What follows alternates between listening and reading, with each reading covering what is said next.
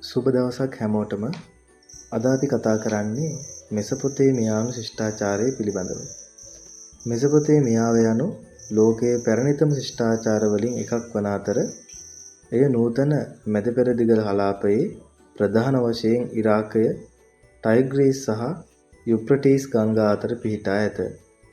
මෙසොපොතේමියාව යන නමේ තේරුම ග්‍රීක භාෂාවෙන් ගංගා අතර භූමිය යන්නයි. මෙම ප්‍රදේශය බොහෝ විට ශිෂ්ටාචාරයේ තොටිල් ලෙස හැඳින්වේ.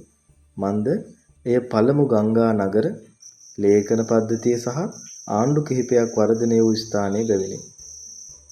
ක්‍රිස්තු පූර්ව 3000 දී පමණ මෙසොපොතේමියාවේ පළමු දන්නා ජනතාවගෙන් කෙනෙකු වූ සුමේරියානුවන් ඌර් සහ උරුක් වැනි නගර රාජ්‍ය නිර්මාණය කළහ.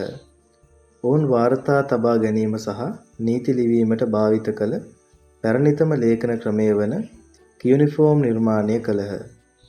අක්කාඩියානුවන්, බැබිලෝනියානුවන් සහ ඇසීරියානුවන් වැනි පසුකාලීන ශිෂ්ටාචාර කලාපයේ නැගී බිඳ වැටුණු අතර ඒ සෑම එකක්ම නීතිය, විද්‍යාව, සාහිත්‍ය සහ ගෘහ නිර්මාණ ශිල්පයට දායක විය.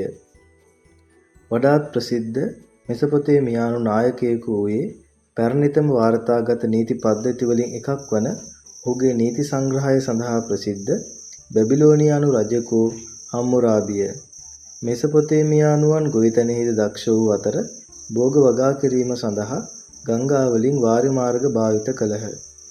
මෙසොපොතේමියාව මානව ඉතිහාසයට කල්පවතින බලපෑමක් ඇති කළ අතර නූතන ලිවීම, නීතිය සහ නාගරික සංවර්ධනය කෙරෙහි බලපෑම් ඇති කළේය.